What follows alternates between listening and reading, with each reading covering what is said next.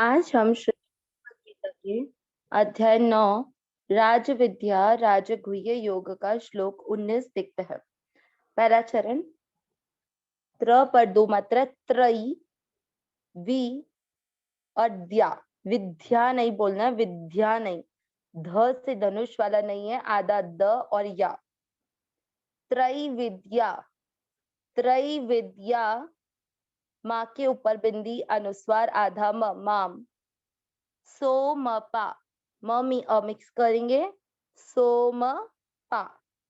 पा में आ की मात्रा है, विसर्ग को पढ़ेंगे हा, सोमपाहा। पू, प बड़े ऊ की मात्रा पूत, त में मिक्स करेंगे पापा, सिंपल शब्द। पहला चरण रिपीट। ये त्रिष्टुप छंद का श्लोक है, इसकी राग अलग रहेगी। जो न्यू मेंबर है उनके लिए थोड़ा डिफरेंट होगा, पहले लोगों के को तो पता है कि त्रिष्टुप छंद के श्लोक कैसे पढ़े जाते हैं। त्रैवेद्या माम सोमपः पूत पापा। मात्रा का विशेष ध्यान रखना है, जब मात्रा बड़ी है उसको खींचना है, अनुस्वार पर ध्यान रखना है। आधा में शब्द के अंत में आता है तो विसर्ग पे ध्यान रखना है। मात्रा अगर जो होगी लास्ट वाले अक्षर की, उस अकॉर्डिंग विसर्ग को चेंज करना है। सेकंड चरण। य में मिक्स करेंगे, य पर दो मात्रा य नहीं, यज्ञई। री के साथ आधा षटकोण वाला रिष्टवा, रिष्टवा नहीं, ट आधा है और श भी आधा, रिष्टवा। स्व आधा स, स्वर आधा रहे ना, स्वर स आधे को ईश्वर तो नहीं पढ़ोगे ना, स्वर स्वर। गतिम शब्द पूरा होने के बाद ती पर अनुस्वार है, आधा म, स्वर गतिम। प्रा थ के ऊपर आधे र की मात्रा प्रार्थ, प्रार्थ जो अपन प्रार्थना बोलते हैं ना शब्द, वो चीज ही है। प्रार्थ य के साथ आधा न, यन्ते, प्रार्थयन्ते। सेकंड चरण रिपीट करेंगे। यज्ञै रेष्ट्वा स्वर्गतिम प्रार्थयन्ते। पहला और दूसरा चरण साथ में पढ़ेंगे। त्रैवेद्यासो त्रैवेद्यमां सोमपः पूत पापा यज्ञैरेष्ट्वा स्वर्गतिं प्रार्थयन्ते। तीसरा चरण। ते पुण्य, पुण्य नहीं, पुण्य नहीं, कुछ लोग इसको पुण्य बोलेंगे, पुण्य नहीं है, आधा न नहीं है, पुण्य अण वाला आधा है। पुण्य मा, ते पुण्यमा साध्य, वही चीज सा के बाद जो त्रैविद्या में थी, साध्य, सा आधा द, साध्य। सुरेंद्र, द्र का अर्थ हुआ द आधा र पूरा, द्र। सुरेंद्र लोक, लोक क में अमिक्स करेंगे, लोक। तीसरा चरण रिपीट। ते पूर्णिमा साध्य सुरेंद्र लोक। चौथा चरण। म के साथ आधा श, मश नंती, न आधा जो अंदर मात्रा के अंदर है वो न के साथ बोला जाएगा, नन। त पर ई की मात्रा ती, नंती, मश नंती दिव्यान। या के साथ आधा न, दिव्यान, दिवी देव, व में अमिक्स करेंगे, देव भोगा, गा के साथ आधा न, भोगान। चौथा चरण रिपीट करते हैं। मश्नन्ति दिव्यान दिवि देव भोगान। तीसरा चरण और चौथा चरण साथ में।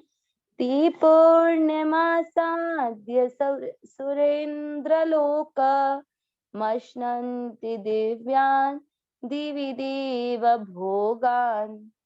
पूरी श्लोक का उच्चारण एक साथ। त्रैवेद्यमां सोमपः पूत पापा यज्ञैरेष्ट्वा स्वर्गतिं प्रार्थयन्ते। ते पुण्यमासाद्य सुरेंद्रलोक मश्नन्ति दिव्यान् दिवि देव भोगान्. Last time repetition. त्रैवेद्य मां सोमपः पूतपापा यज्ञैरिष्ट्वा स्वर्गतिं प्रार्थयन्ति ते पुण्यमासाद्य सुरेन्द्रलोक मश्नन्ति दिव्यान् दिवि देव भोगान्. श्लोक का अर्थ देखेंगे.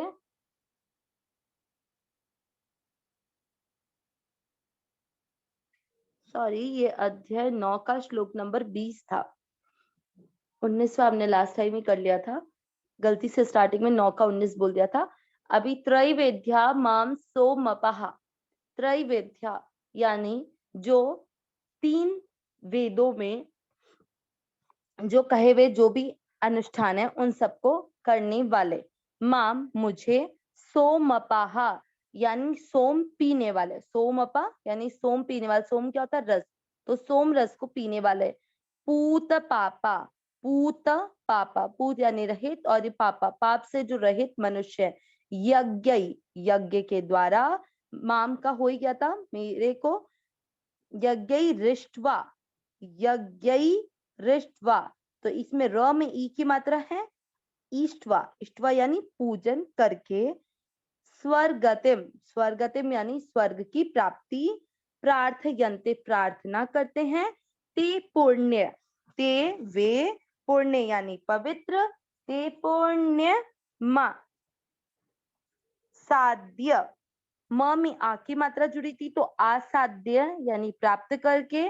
सुरेंद्र लोक, सुरेंद्र इंद्र का नाम है. इंद्र लोक को प्राप्त करके.